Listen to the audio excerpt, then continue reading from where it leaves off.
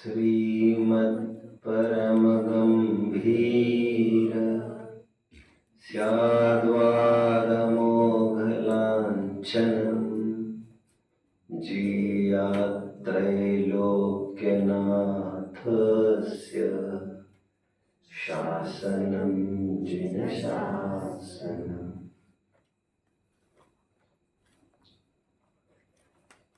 स्यात् के लांछन से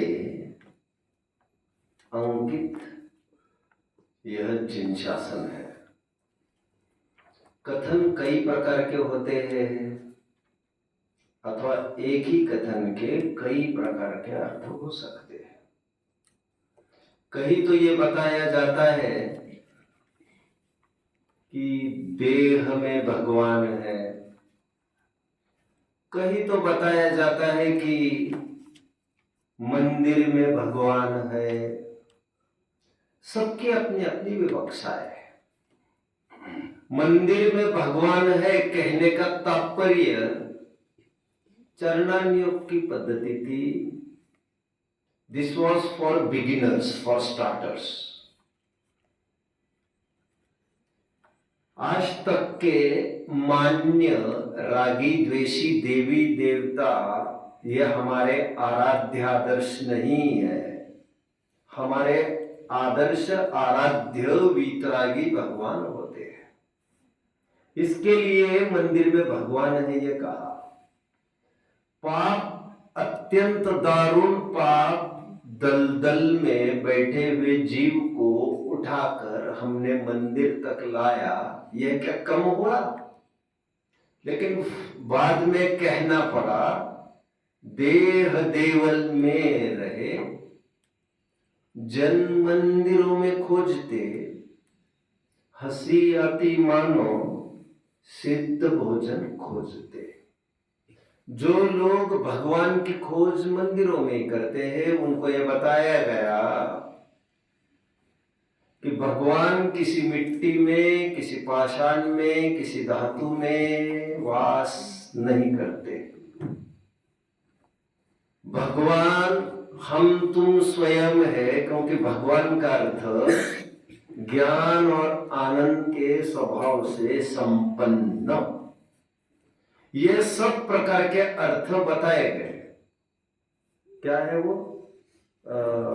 न पाषाणे न मृण्मये। मैं हमेशा एक छंद बोलता रहता हूं, देवो न विद्यते काष्ठे, न पाषाणे न मृण्मये, भावो ही विद्यते देव तस्मात् भावो ही कारणम।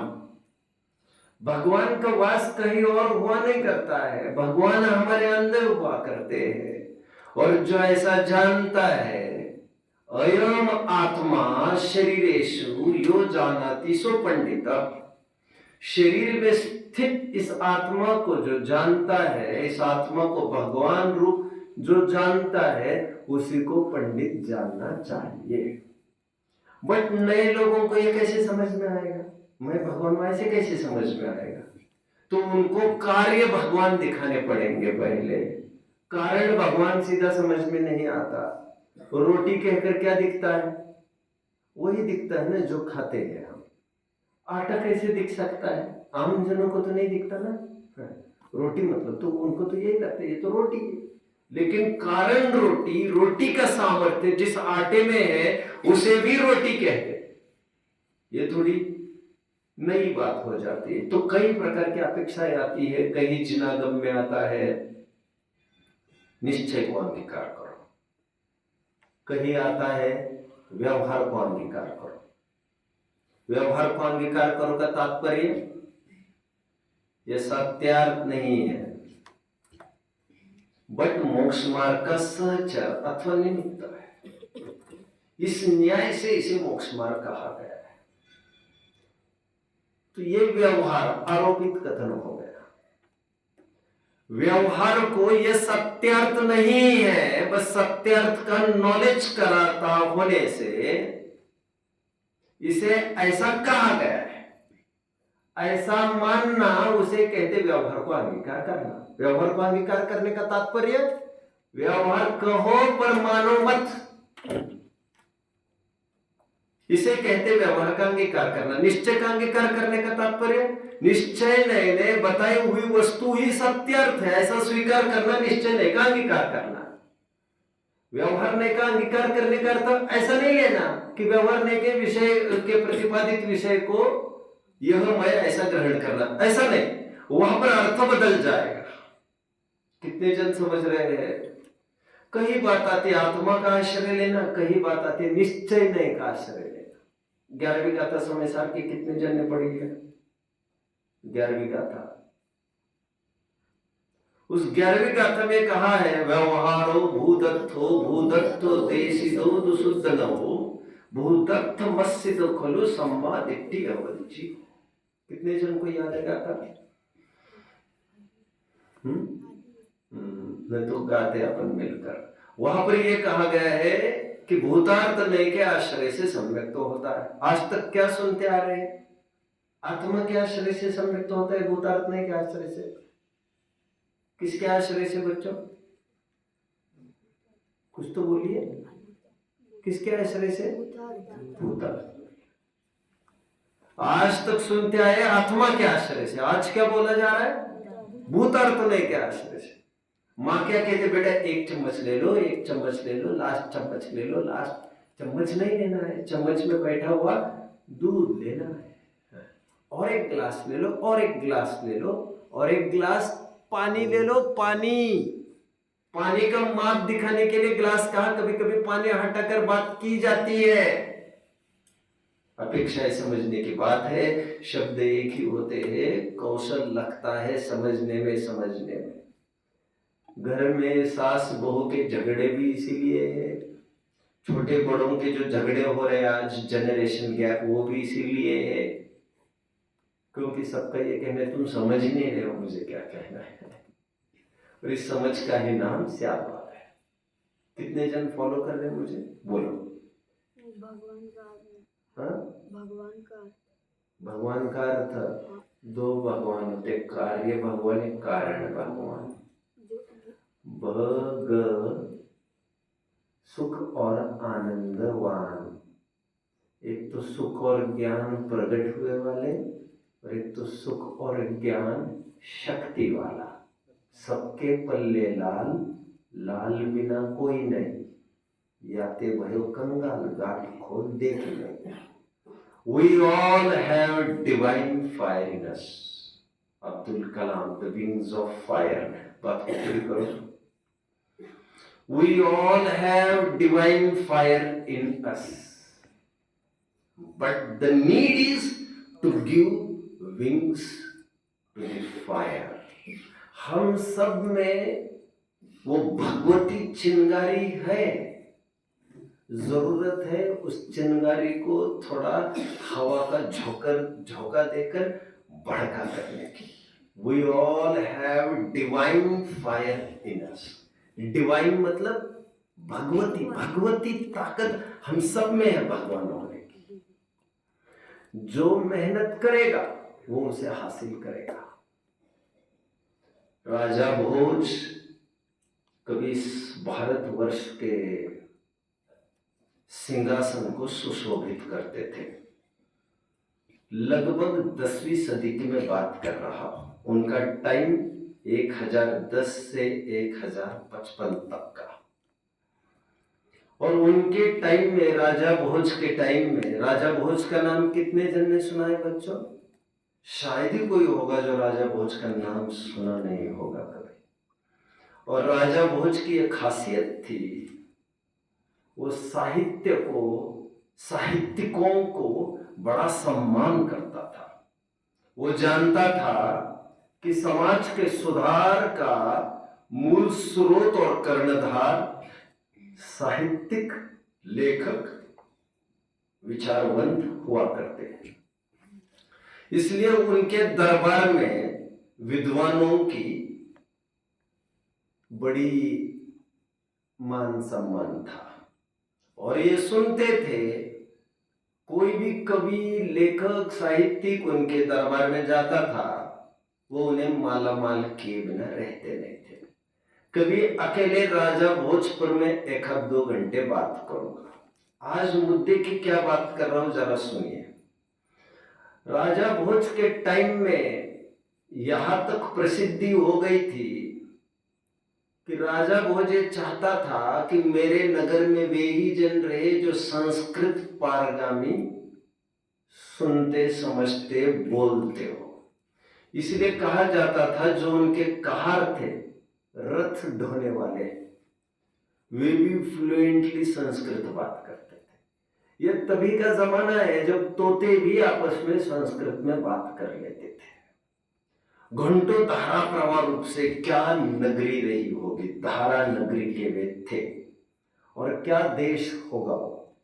तो एक छंद प्रसिद्ध है बच्चों, जिसमें वे कहते हैं चांडालोपी भवेत विद्वान य सतिष्ठसु में पुरी। क्या कहा? कोई चांडाल भी हो, हल्की जात का भी हो, लेकिन विद्वान हो, वह ससम्मान से मेरे नगर में रहे, मेरे नगर की शोभा बढ़ाए। चांडालोपी भवेत विद्वान या सतिष्ठसु में पुरी। विप्रोपी भवेन मूर्खो, परंतु जो ब्राह्मण होकर भी विद्वत्ता से रहित है,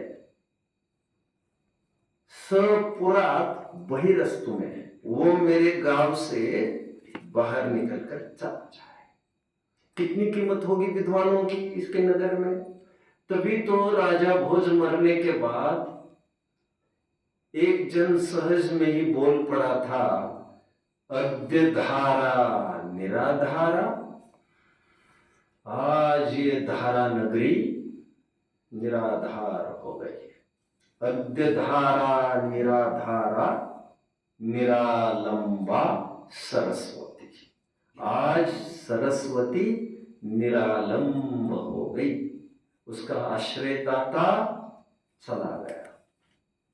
पंडिता खंडिता सर्वे भोजराजे दिवंगते, भोज राजा के जाने से सभी पंडित संप्रदाय खंडित हो गए हैं। अभी उनको पूछने वाला कोई नहीं रहा, विद्वानों की अभी कदर करने वाला कोई नहीं रहा। दूर दराज से लोग ख्याति सुन सुन कर आते थे राजा भोज के। कुतूहलवश एक बार 4 जनों को यह लगा, गांव के लोगों को, क्यों न जाए कुछ न कुछ सुना के आ जाए, माला माल हो जाएंगे। उन्होंने कहा हाँ चलो चलो। अभी नस्ल का तो कोई भी कवि था ही नहीं, लेकिन उन्होंने ठान ली थी कि हम तो कविता सुना कर रहे हैं। चारों में आपस में चर्चा हुई, भैया तुम क्या सुनाओगे, तुम क्या सुनाओगे, देखेंगे देखेंगे कहकर वे चलते बन गए। चलते बन गए तो रास्ते में एक जन ने ये देखा, जाते जाते कुएं में रहट चल रहा था। पहले जमाने में रहट चलते थे, कितने जनों ने देखे बच्चों? आज भी स्क्रैप के शॉप पर जाओगे तो वहां पर रहट देखने मिलेगा। रहट के जरिए पानी सींचा जाता था और वो रहट निरंतर घूमता रहता था, निरंतर घूमता रहता था। तो जाते जाते एक जन ने वो रहट घूमता हुआ देखा और वो रहट की कीव कीव आवाज आ रही थी। तो उसने एक लाइन तैयार कर ली, चनर मनर रहट भन्नाए। क्या? रहट भन्नाए। बस कह रहे मेरी कविता तैयार हो गई। बोले काय कौन सी कविता? बोले चनर मनर रहट भन्नाए। गजब गजब, तुम्हारी बात तो। थोड़े आगे बढ़ गए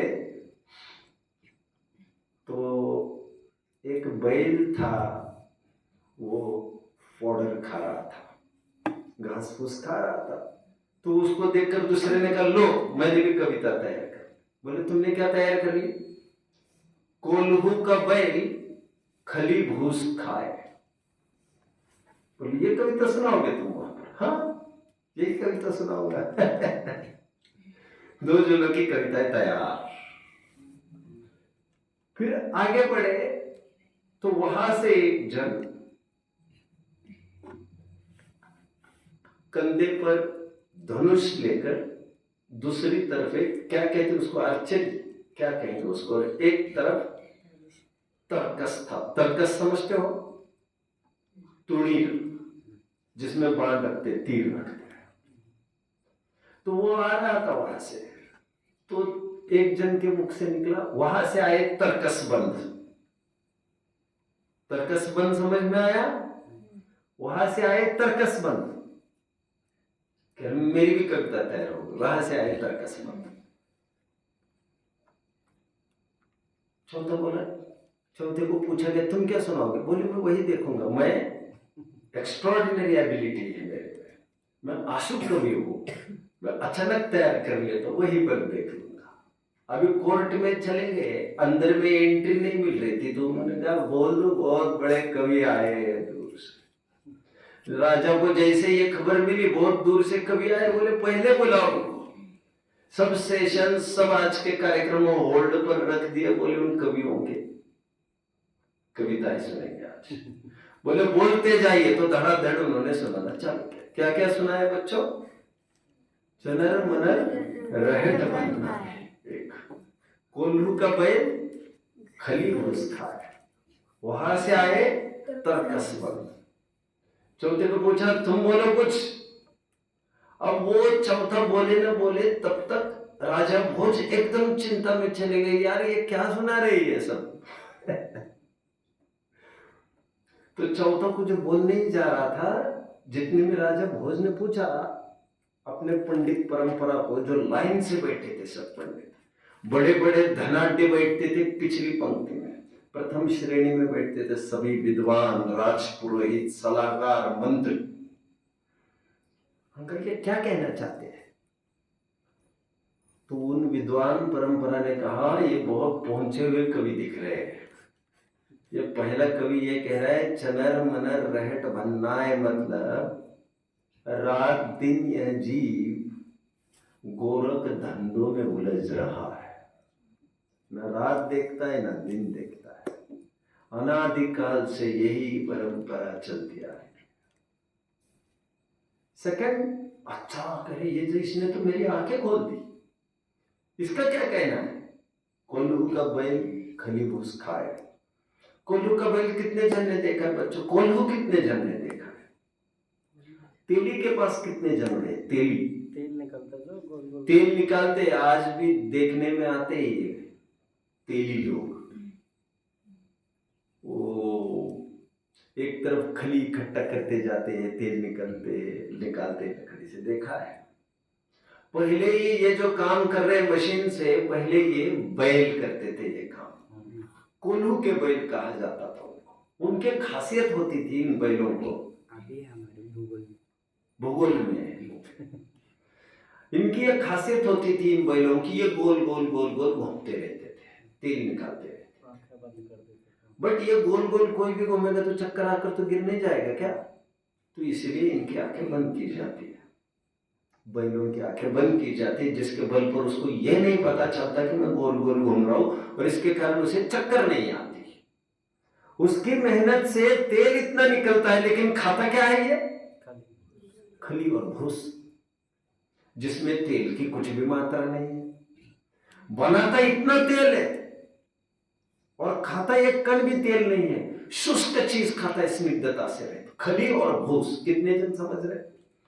महाराज ये तो बहुत बड़ी शिक्षा दे रहे हैं, ये शिक्षा दे रहे हैं कि आदमी जीवन भर कमाता कमाता है, उसे भोग के लिए फुर्सत नहीं है, सुकून का एक क्षण भी नहीं है। जिस बीवी बच्चों के लिए करता है, वो उसे पूछे ना पूछे, वो अपना कोल्हू के बैल की भांति बस करता जाता है। क्यों कर रहा हूँ, क्या पर्पज है, कितनी जरूरत है, ये सोचे बिना वो बैल की भांति बस उसको ढोता जा रहा है गृहस्थ को। राजा भोज को फिर वैराग्य आ गया कि ये तो वाकई में बहुत पहुंचे हुए कवि है यार। अर्थ कौन कर रहा था? अर्थ तो उनके कवि कर रहे थे, ये तो कवि बस ठोकते जा रहे थे जो मन में आया। अभी तीसरा कवि क्या बोल रहे हैं? वहां से आए तरकसबंध। पूछा राजा भोज ने ये क्या कहना चाहते हैं? तो उन्होंने कहा ये कह रहे हैं इस प्रकार मनुष्य के दो-पन निकल कर चले जाते हैं. अल्लड बालपण पण निघून जातं आणि अवखळ तारुण्य पण निघून जातं आणि हाती येतं अवजड म्हातारपण. नको नकोसं वाटणार. मराठी तो समझ गए होंगे बच्चों? दोपन हाथ से निकल जाते हैं, बचपन निकल जाता है. बालपने में ज्ञान न लयो, तरुण समय तरुणी रत रहो. दोनों तरफ से मारा गया, हाथ धो दिए इसने. जो क्रीम टाइम था तुम्हारे ज्ञानार्जन का और संयम का. बचपन किसके लिए प्रसिद्ध है? ज्ञानार्जन. युवावस्था किसके लिए प्रसिद्ध है? संयमार्जन के लिए. दोनों गवा देता है, भोगों में आहूत कर देता है, भोगों की भट्टी में लगा देता है दोनों पन को. तीसरा आया पन, बुढ़ापा, हेल्पलेस एंड होपलेस सा. बट ये तीसरा बुढ़ापा हाथ में आते आते हमारे कुछ चलती नहीं है.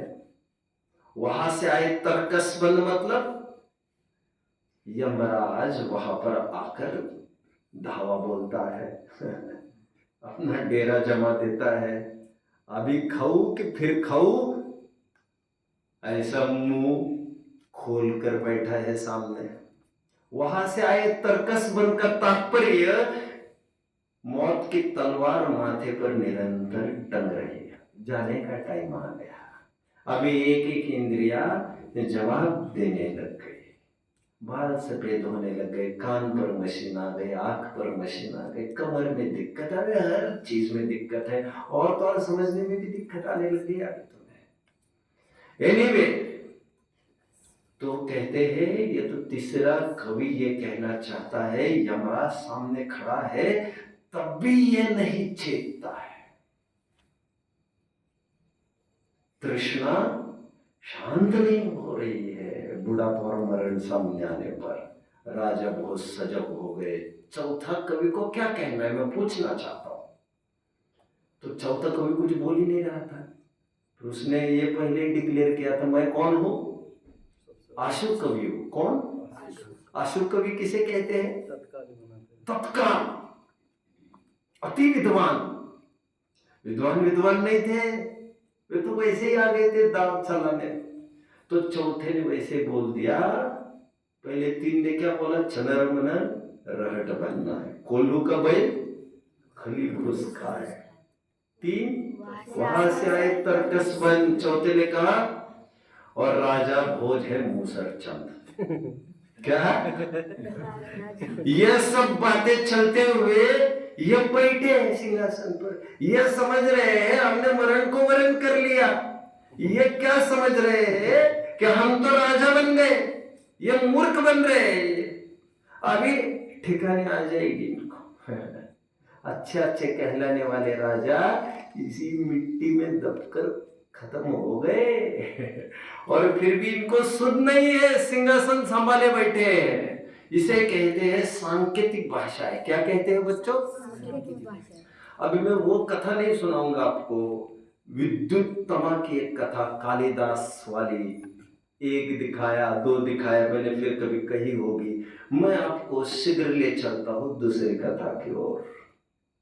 राजा के एक दरबार में पुरानी आदतें थी. कलाकार जाते थे, अपनी अपनी कलाएं दिखाते थे. जैसे अभी अभी कलाकार आए थे ये कवि, उनको मालामाल किया जाता था. कभी कभी ये कवि लोग नृत्य करने वाले भी आते थे कला के तहत.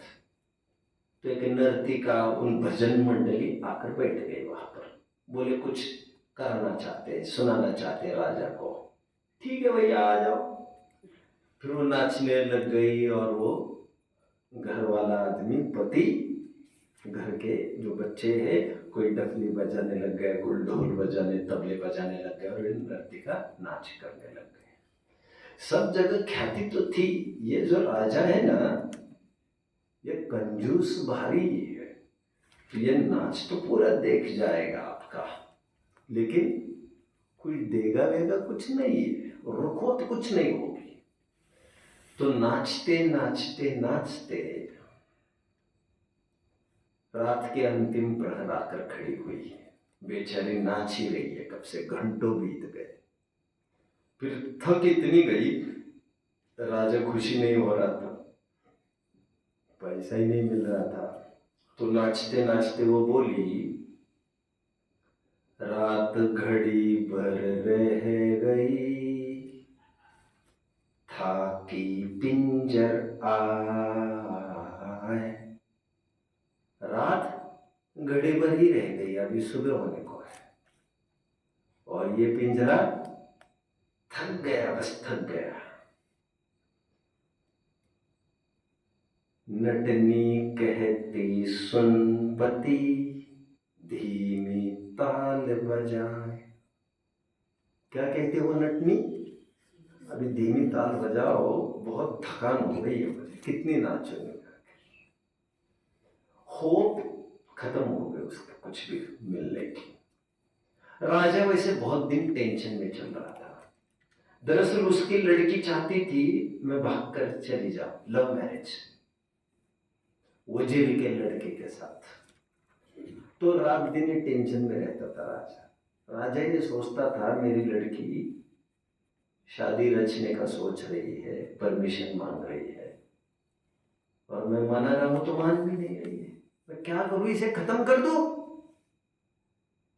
और वहां से वजीर लगा था। वजीर चाहता था ये राजा भी राज्य पर छोड़ दे, सिंहासन खाली करे।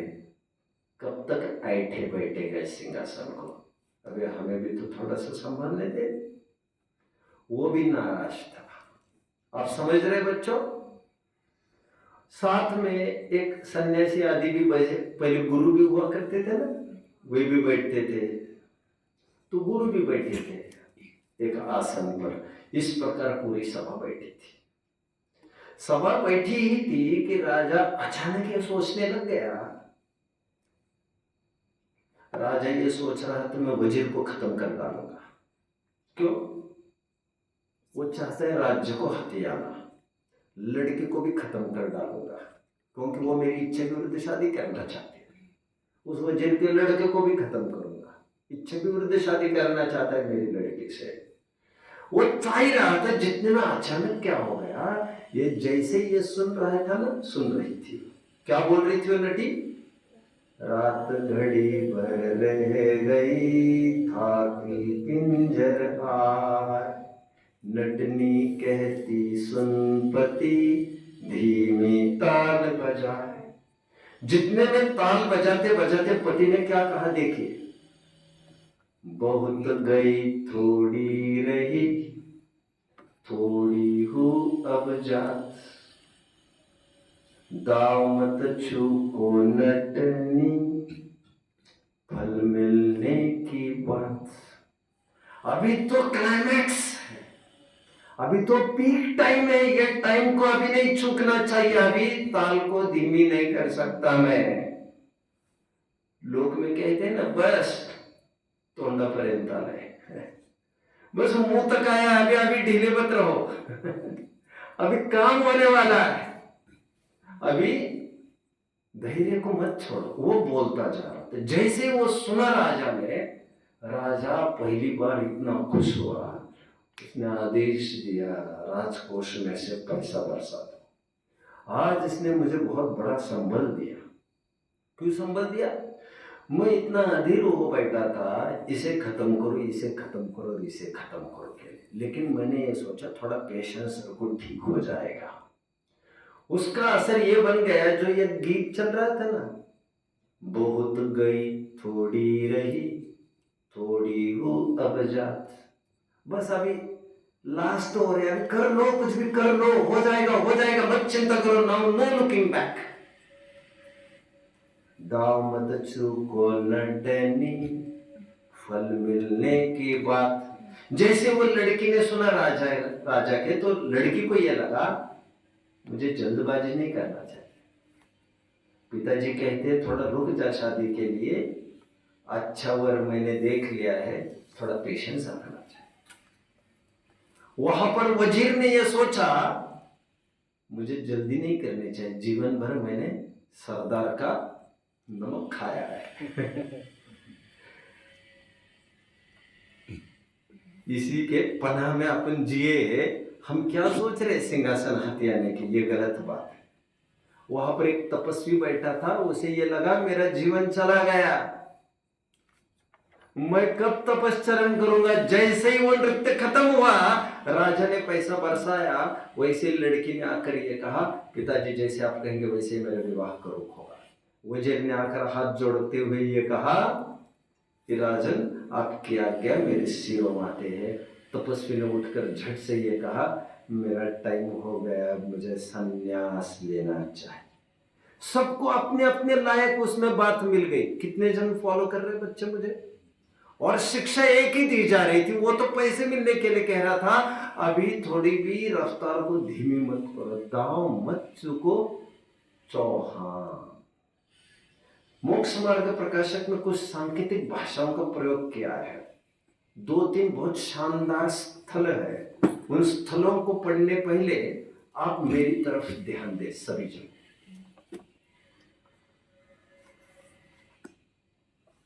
साथ साथ पैदा हुए वालों को क्या कहते हैं? बढ़िया बढ़िया। साथ साथ मतलब एक ही स्थान पर पैदा हुए वालों को क्या कहते हैं? मुझे यह कहना था सगे भाई या सगी बहनें हो सकती है या भाई बहन हो सकते हैं। समान आदतें हो किसी की तो तब भी ये कहा जाता है अरे ये तो उसी के भाई है। कितने जन ने सुना ये नागनाथ है और ये सापनाथ है, ये तो उसी के भाई। चोर चोर मौसेरे भाई, कहावत है एक। अरे ये क्या बात करेगा यार, ये तो उसी खरीदी का चट्टा पड़ता, ये तो उसी का भाई। ये कितने जनों ने कहावतें सुनी है? ये सब ध्यान से सुनना बच्चों। जब समुद्र मंथन हुआ था, वैदिक पुराण मानते हैं कि एक बार असुरों में और देवों में भयंकर भिड़ंत हो गई और लड़ाई थी अमरत्व के, अस्तित्व की, वर्चस्व की, हु इज माइटियर के प्रूव होने की। तो देवों और दानवों में, देवों और असुरों में भयंकर लड़ाई हुई। इस लड़ाई के बीच में समुद्र को मथा गया। मथनी के रूप में सुमेरु पर्वत लिया गया क्योंकि समुद्र को मथना था, और रस्सी के रूप में मानते हैं वे लोग विष्णु का सांप लिया गया। विष्णु मतलब कृष्ण, कृष्ण मतलब वासुदेव। उनकी मान्यता की मैं बात कर रहा हूं। फिलहाल ध्यान से सुनिएगा मैं जो कह रहा हूं। जब मंथन हुआ, समझ रहे बच्चों सभी जन मेरी बात को? जब मंथन समझ में आ रहे ना?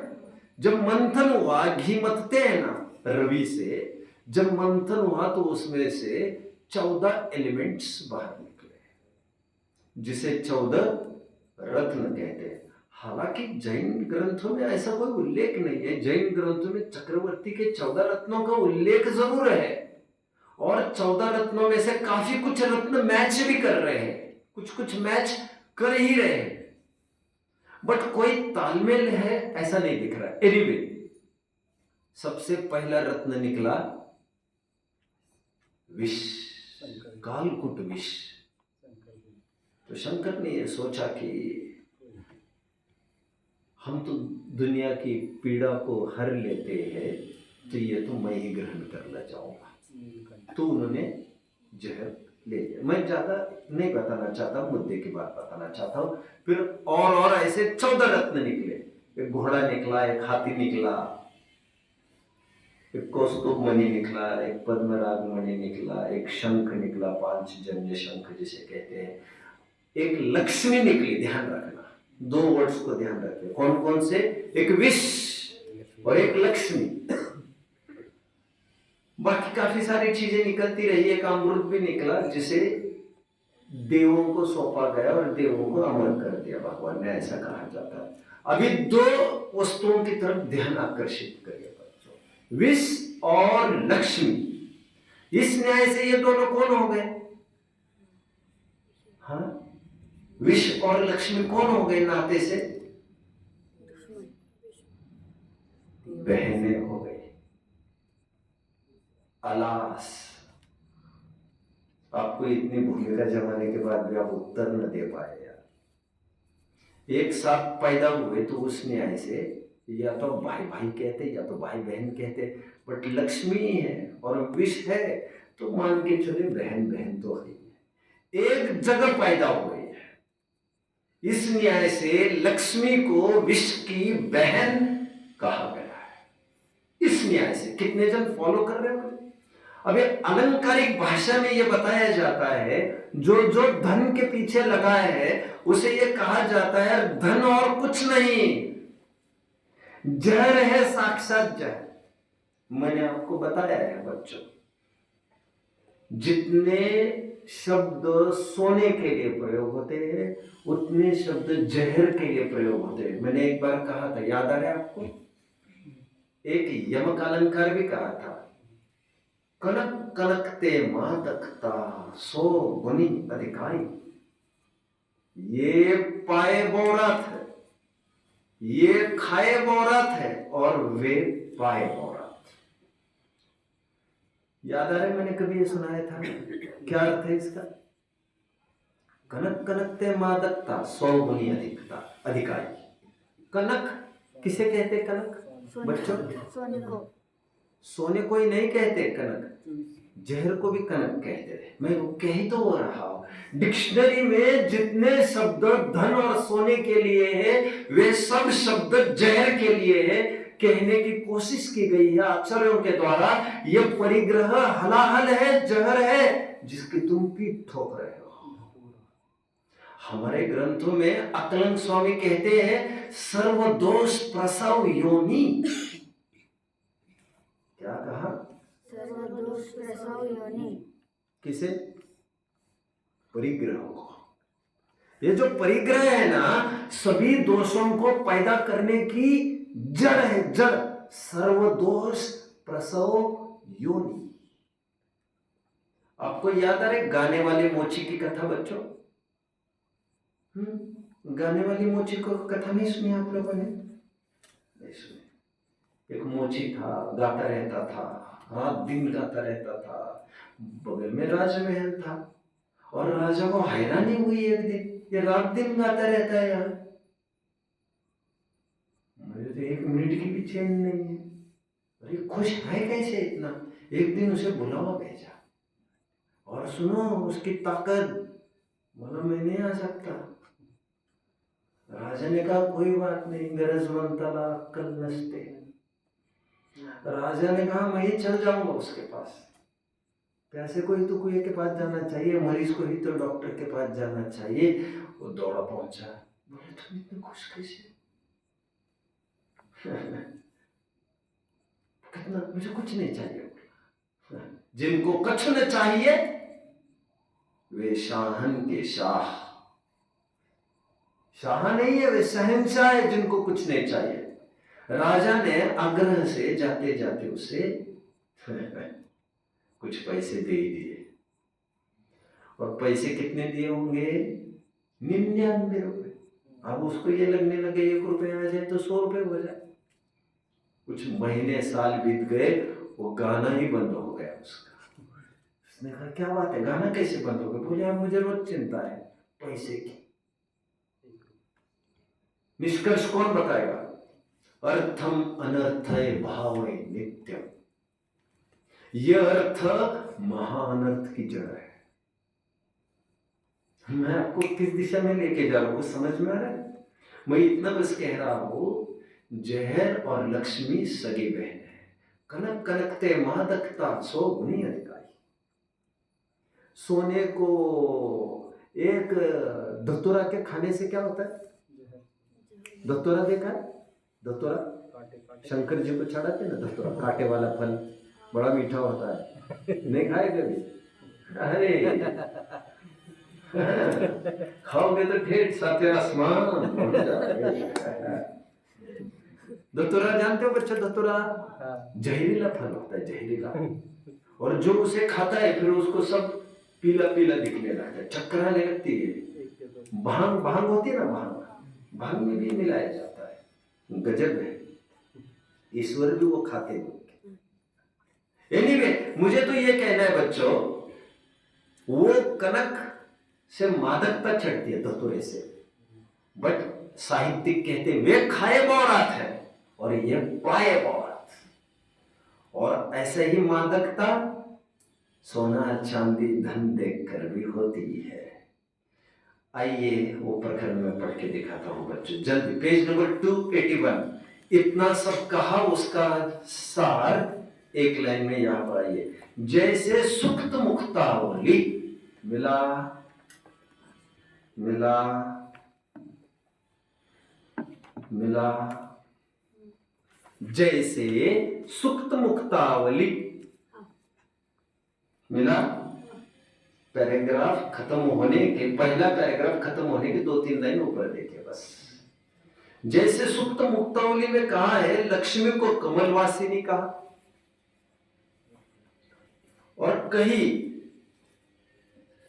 कमलवासिनी कही, वो समुद्र में विष और लक्ष्मी उत्पन्न हुए, उस अपेक्षा उसे विष की भगिनी कही है, इसी प्रकार अन्यत्र जानना। अब यह सांकेतिक भाषा है,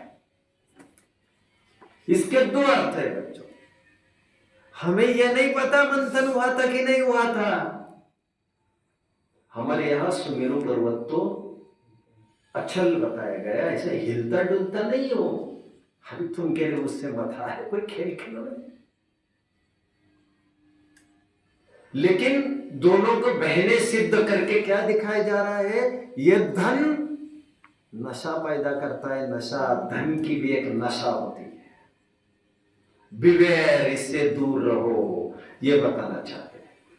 अब वो घटना घटी है कि नहीं ये नहीं पता, दोनों भगिनी है, उस घटना से तो ये सिद्ध हो रहा है, बट वो घटी है कि नहीं ये नहीं पता। बट ये बात पक्की है, जिसे धन ज्यादा होने लगता है उसको घमंड ज्यादा होने लगता है, फिर वो जमीन पर नहीं टेकता, फिर वो हवा हवा में ही रहता है। ये इससे आशय निकालना चाहिए। कितने जन समझ रहे हैं? 2 बातें कह रहे, ध्यान से सुनिए। लक्ष्मी को कमलवासिनी कहा। लक्ष्मी की फोटो कितने जन ने देखी है बच्चों? कहां पर बैठी रहती है? कमल। अब मुझे यह नहीं पता ये बात सत्य है कि नहीं। अच्छा, और एक बात सुनो, जब 14 रत्न उत्पन्न हुए ना, तब लक्ष्मी भी उत्पन्न हुई।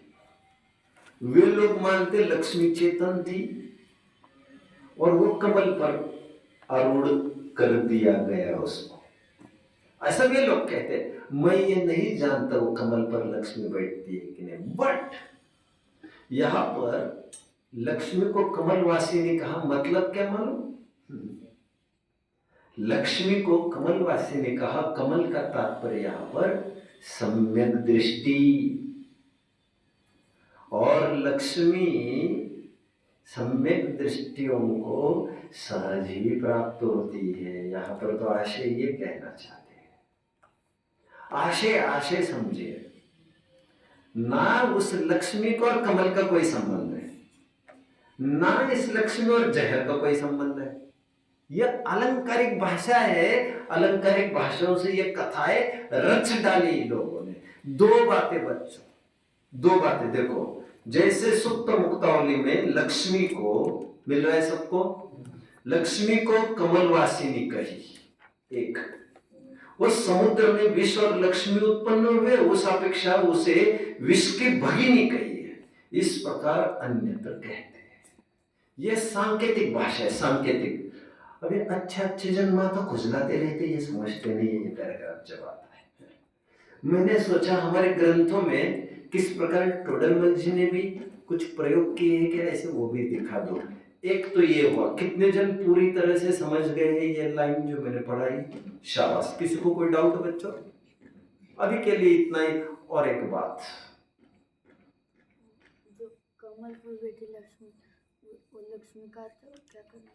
धन संपत्ति, सम्यक दृष्टियों के पुण्य पीछे पीछे दौड़ता रहता है। मतलब वो लक्ष्मी पुण्य और लक्ष्मी पुण्य, चलिए ध्यान से सुनिए बच्चों, आगे जा रहा। लक्ष्मी कमल पर आरूढ़ होती है, मतलब सम्यक दृष्टियों के जीवन में ये पुण्य पीछे लगता है परछाई की भांति। एक नियम है बच्चों, आपने साफ साफ देखा होगा, सूर्योदय नून के बाद की सिनेरियो आपने देखी होगी, दोपहर के बाद की सिनेरियो। अब जो जो आगे बढ़ते हैं परछाई आपका पीछे करते रहती है। ऐसा होता है कि नहीं होता है? और आप पीछे दौड़ेंगे तो हाथ नहीं लगेगी। समझ में आ गया क्या कहा है? एनीवे, एक बात ये होगा, दूसरी तरफ ध्यान दीजिए जरा। दूसरा होता है छत्र कितने जन ने देखे? बिना दंड के किसी ने छत्र देखा है क्या? कहीं देखा है? कहा? बिना दंड के तो दंड ऊपर से आ गया। ये क्या बात है? बिना दंड के देखा है कि किसी ने? नहीं। ध्यान से सुनो जो मैं पढ़ा रहा हूं, ध्यान से सुनिए। कुछ और प्रश्न है? बिना दंड के छत्र हुआ नहीं करता कभी। लेकिन लेकिन लेकिन किसी ने ये कहा इस नगर में ही छत्र को दंड है। इसके अलावा इस देश में जितने भी नगर है वहां के छत्रों को दंड नहीं है, ऐसा किसी ने कहा। तो भैया तुम क्या बात कर रहे हो, दंड के बिना तो कोई छत्र होते ही नहीं है। तो इसका अर्थ इतना ही लेना चाहिए, यहाँ पर दंड मतलब पनिशमेंट, ऐसे भी अर्थ होते हैं। सीख लो ये बात है। क्या दंड मतलब पनिशमेंट? कहना क्या चाह रहे हो भैया? कहना ये चाह रहे हैं इस देश में इतना सुकून और अमन है, इतनी शांति है कि यहाँ पर कोई अपराध ही नहीं करता, क्योंकि अपराधियों को ही दंड होते हैं। और कहना ये चाहते हैं इतना सुख चैन अमन है, इतना राम राज्य है कि हमारा अपराध ही नहीं होते भैया। कहते हैं ना शनि शिंगणापुर में ताले ही नहीं है, कह रहे वहां दरवाजे ही नहीं है, कहते हैं भगवान जाने क्या है क्या। लेकिन सम्राट चंद्रगुप्त के काल का सीन सिनेरियो ऐसा ही लिख रखा है एक लेखक ने उस समय के। यहाँ पर रास्ते पर रत्न पड़े रहते और कोई उसकी तरफ झाँक कर भी नहीं देखता, ऐसे लिखा है। मैं क्यों कहना चाह रहा हूं ये? किसी भी छत्र को दंड नहीं है का तात्पर्य कहीं अपराध ही नहीं होते, बट वहां पर भी अपराध होते ही होंगे। ऐसा कोई राज्य ही नहीं जहां पर अपराध नहीं होता हो। अरे राम के राज्य में तो रावण हुआ है, तुम क्या बात करते हो यार? किसी और को सुनाओ जाकर। राम के ही राज्य में उनकी पत्नियां ही असुरक्षित थी, तुम बाकी जनों की बातें कर रहे हो हमारे साथ। तो ठीक है, राम को हीरो बनाने के लिए हमने कुछ बोल दिया। राम के ही राज्य में कई कई हुई, हाँ या ना बच्चों?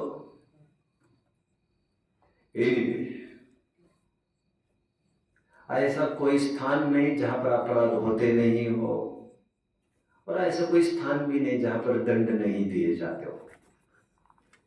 बट इतने कम अपराध है, इतने कम दंड दिए जाते हैं, तो कहा गया है कि उनके छत्रों में दंड ही नहीं होते। कितने जन समझ रहे बात को? अलंकारिक भाषा समझो। अभी लाइन पढ़ते देखिए, आइए। तथा इस नगरी में कितने जन को मिल गया? 281। सेम। तथा इस नगरी में, नीचे का पैराग्राफ, तीसरी लाइन, हाथ ऊपर करिए, मिल गया होगा तो जल्दी फटाफट। नीचे का पैराग्राफ, तीसरी लाइन, जल्दी हाथ ऊपर करिए, कंफर्मेशन दीजिए। मिल गया? जल्दी सुन। हाँ, तथा इस नगरी में छत्रों को दंड है। सांकेतिक भाषा ये। अभी हम तो उसी दंड की बात विचार करने लगे, और टोडरमल जी की दृष्टि बड़ी व्यापक है। हमको लगता है केवल आत्मा की चर्चा की होगी, ऐसा नहीं होता है बच्चा। स्वाध्याय सर्वांगीण होता है, चारों अवयवों का होता है। और टोडरमल जी 8वें अधिकार में सिखा ही रहे चारों अवयवों को कैसे पढ़ना। देखो, तथा इस नगरी में छत्रों को दंड है, अन्यत्र नहीं है, ऐसा कहा सो झूठ है। अन्यत्र भी दंड देना पाया जाता है, परंतु वहां अन्यायवान थोड़े है और न्यायवान को दंड नहीं देते, ऐसे प्रयोजन का पोषण करता है, इसलिए झूठ नहीं। कितने जन समझ रहे बात को, जरा हाथ ऊपर कर। अभी दंड कह क्या रहे हैं, दंड उस दंड की बात कर रहे थे, और कहां तक पहुंच गए, ये पनिशमेंट तक पहुंच गए, और पनिशमेंट से अपराध की तरफ पहुंच गए, और उसमें भी गौणता और मुख्यता की बात करने लग गए। तो कहां पर क्या प्रकरण चलता है आपको समझना चाहिए। आपने देखा ना अभी बहुत गई थोड़ी रही, जब कहा अभी मेहनत से पीछे मत हटो बेटा। 10वीं में आपको घर वाले कहते होंगे ना, अरे अभी 10वीं में गाफिल में तो हो भैया, लगा दो दाव, लगा दो, अभी यही साल है, 2 ही महीने 3 महीने। वो जीवी की लाइफ सुधर गई, वो जीवी की लड़के की सुधर गई, वो जीवी के लड़की की सुधर गई, वो तपस्वी दीक्षित हो गए। एक ही लाइन में कितने सारे भाव होते हैं, अपने अपने मतलब का सभी जन भाव उसमें से उठा लेते हैं। एक कल कर्णन योग को लेकर थोड़ा मैथमेटिकल डाटा का मुझे समझाना है, थोड़ा कॉम्प्लिकेटेड है कल का, वो कैसे होगा, बोर्ड वगैरह कैसे आ सकता है, यहाँ पर मैं देखूंगा। कल एक अंतिम सेशन लूंगा, समझने वाले को इशारा काफी है का, फिर और कुछ विचार करेंगे। ओम नमः।